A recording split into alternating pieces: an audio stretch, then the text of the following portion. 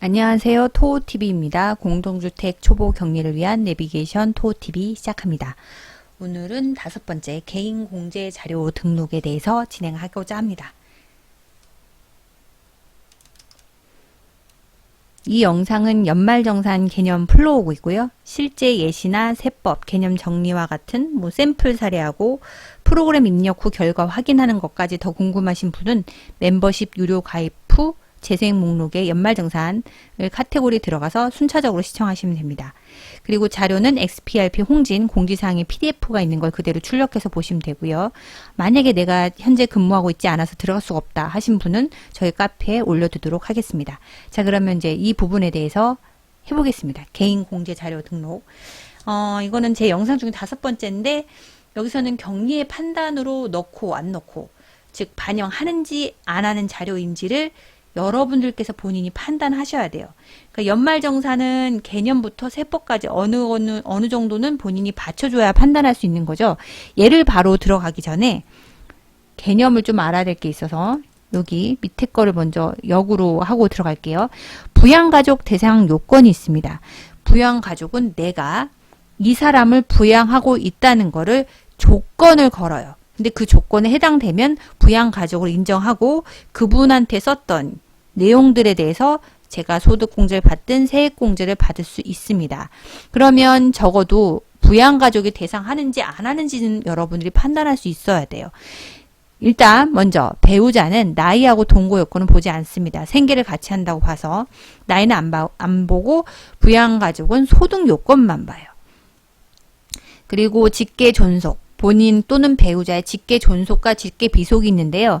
직계 존속은 위입니다. 본인의 부모님을 얘기하는 거고요. 직계 비속은 내 밑에 자녀들에 대해서 직계 비속이라고 합니다. 직계 존속은 나이가 만으로 60세 이상이죠. 이거 계산 어떻게 하냐 하면 2021년도가 귀속이잖아요. 2021년도에서 출생년을 연도를 빼시면 돼요. 그걸로 판단하시면 됩니다. 직계 비속도 만 20세 이하로. 근데 장애인은 나이 요건하고 상관이 없어요. 장애인은 장애인 등록증이나 아니면 의료기관에서 장애인을 인정하는 것들만 해당이 되죠. 생각보다 이건 좀 어렵습니다. 장애인은. 그 다음에 직계 존속, 부모님은 주민등록상 동고를 하지 않아도 내가 이분을 부양한다 라면 인정해줘요. 직계 비속은 내 자녀니까 주민등록상 동고를 꼭 해야 되는 조건이 없습니다. 생계를 같이 한다고 보는 거죠. 그리고 본인 배우자의 형제자매, 만약에 나의 형제나 아니면 내 부인의 형제자매를 내가 같이 하고 있다. 그러면 이거는 주민등록상 등본상 같이 실제 거주하고 있다고 들어가야 돼요. 근데 일시퇴거가 허용한다고 돼 있잖아요. 이거는 양식이 따로 있습니다. 일시퇴거 확인서 같은 게 있는데 그거를 같이 내야 돼요. 등본상 같이 들어가 있어야 되고요.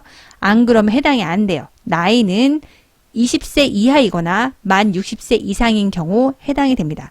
장애인일 경우는 제한이 없어요. 장애인 자체는 본인이 힘든 상황이잖아요. 그분은 그냥 다 자녀로 보고 판단합니다.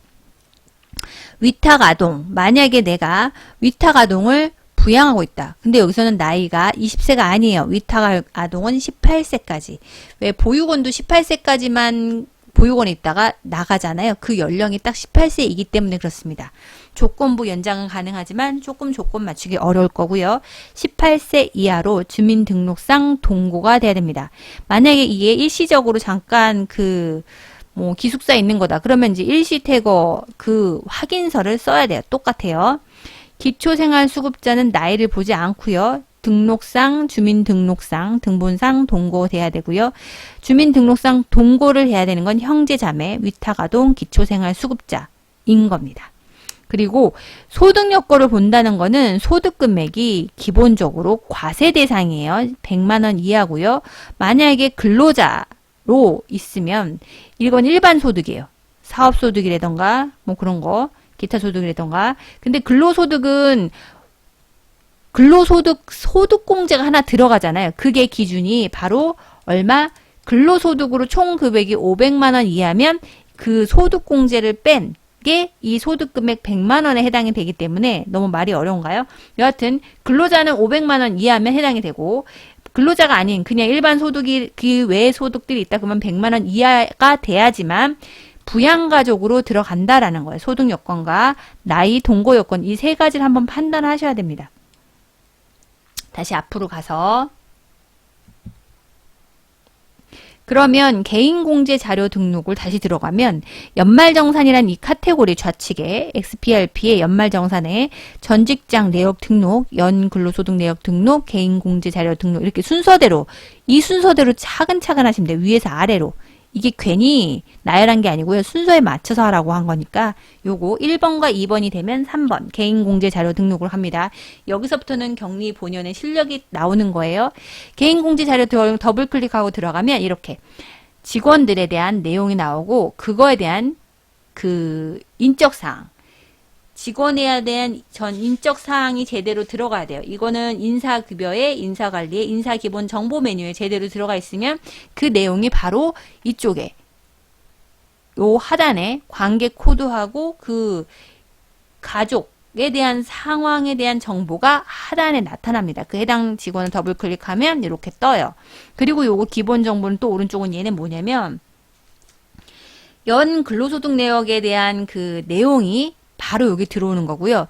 이 사람이 계속 근로했다. 그러면 기존에 즉 우리 직장에서 받았던 과세대상 급여와 과세대상 상여와 기존의 납부세액과 야간 근로수당이 한 번 더 보여집니다. 그리고 만약에 중간에 중도 입사자라고 하면 전 직장과 현 직장의 합계 금액이 뜬다는 걸 유념하시면 되고요. 한 번 더 금액을 확인하시라. 라고 보여주는 거니까 잘 참고하시면 되겠습니다. 그러면 이제 이 분에 대해서 더블 클릭하고 기본 정보 금액을 확인하신 다음에 하단에 부양가족을 들어가셔야 되는데요. 여기에 들어갔을 때 요 샘플 한번 보시면 너무 글씨가 작으니까 좀 제가 키워볼까요? 여기 보면 본인은 무조건 본인은 나이 소득 상관없이 기본 들어가죠. 그러니까 Y가 들어가고요. 본인 직계 존속 부모님이죠. 홍엄마 Y가 됐습니다. 그러면 2021년도에서 1947년도 뺐으니까 이분은 74세로 기본공제 나이가 60세 이상이고요. 그리고 74세이기 때문에 경로 우대 하나 더 추가 공제 사항이 들어갑니다. 이것도 밑에 나중에 한 번 더 언급해 드릴게요. 여기를 체크해 주시면 돼요. 여기 써 있죠. 경로는 만 70세 이상, 위탁아동은 18세 미만, 형제자매는 20에서 60세 20세 이하던가 아니면 60세 이상이에요. 그 사이 나이는 소용이 없어요. 직계 비속은 만 20세까지만, 직계 존속은 만 60세 이상, 요게 돼 있어요. 그러니까 여기 있는 색깔에 있는 글자들은 무시하면 안 되죠. 그래서 본인은 기본공제 당연히 들어가고 본인 직계 존속은 기본공제에다가 경로 우대로 70세 이상에서 여기까지 체크하시는 거예요. 근데 이 사람 홍아들 비속자녀는 자녀인데 문제는 노후라고 체크를 했어요. 왜냐? 1996년 2021년에서 빼면 얘가 25살이거든요. 그래서 부양을 노후한 거예요. 그러면 이렇게 생각하는 분도 있죠. 그러면 부양가족 아닌데 굳이 입력해야 될까요? 입력하셔야 됩니다. 예를 들면 이 사람이 대학생이라고 하면 25살이어서 25살 맞죠? 2021년에서 1996년 빼니까 25살이어서 기본공제 대상은 아니지만 이 사람이 대학생이다. 그러면 교육비 공제가 있잖아요. 그거는 해당될 수 있어요. 이 사람이 그 교육비에 대해서 납부하고 있다고 하면 그렇기 때문에 부양은 노후하지만 그 사람에 대한 자료를 넣을 수 있는 항목들이 있기 때문에 일단은 다 넣습니다. 대신 노후로 하셔야 돼요. 요거는 이게 헷갈린다. 그러면 조금 더 공부하셔야겠죠. 연말정산에 대해서. 그리고 나서 저장을 하셔야 돼요. 하나씩. 그리고 밑에 한 번 더 내려갈게요. 아까 부양가족 등록에서 요거를 하나 말씀드릴 게 있는데 만약에 그 제가 앞전에서 언급드렸다시피 인사급여에 인사관리에 인사기본정보에 가족사항이 등록을 안 했었어요. 내가 깜빡하고 안 했어. 혹은 전 격리가 안 했어. 하면 나는 넣어야겠죠. 그러면 다시 얘를 덮어버리고 갔다 오기가 너무 불편하잖아요. 그러면 이럴 때는 행추가 버튼을 넣고 그 사람에 대한 내용을 집어 넣으셔도 됩니다. 그러니까 인사기본정보 제대로 안 돼 있으면 여기다 행추가 넣고 해도 되는데 될 수 있으면 여기다 넣고 하시는 게 좋아요. 만약에 내가 잘못해서 수정해야 된다면 다시 처음부터 행축해서 또 넣어야 되잖아요. 그게 좀 번거롭기 때문에 뭐든지 인사기본정보에 들어가 있는지 확인하고 들어오시는 게 좋겠죠. 그럼 요거는 아까 말씀드렸으니 얘는 패스하고, 부양가족 등록에 요거 하나만 더 얘기할게요. 추가 공제가 있습니다. 추가 공제는 당신의 부양가족에 대한 나이를 봤을 때 더 비용을 많이 쓸 것 같으니 조금 더 공제 주겠다가 추가 공제입니다. 그러니까 기본 공제에다가 한 번 더 해주는 거죠. 부녀자라고 있는데 부녀자하고 한부모를 선택하셔야 됩니다. 예를 들어서 부녀자 같은 경우는 내가 배우자가 있어요. 남편이 있는데도 직장을 다녀. 그러면 아이고 힘들겠구나. 그래서 당신은 부녀자 공제를 한 번 더 해줄게. 소득을 더 깎아줄게 라고 하는 게 바로 부녀자 공제고요. 이건 50만 원 정도 돼요. 근데 한부모 공제는 배우자가 없이 내가 자녀를 키우고 있다. 아니면 내가 부모를 부양하고 있다. 이런 경우는 부모는 아니죠. 한부모니까 내가 남편이나 아내가 없이 자녀를 키우고 있다 그러면 한부모 공제를 하시면 됩니다. 이게 금액이 더 커요. 100만 원인가?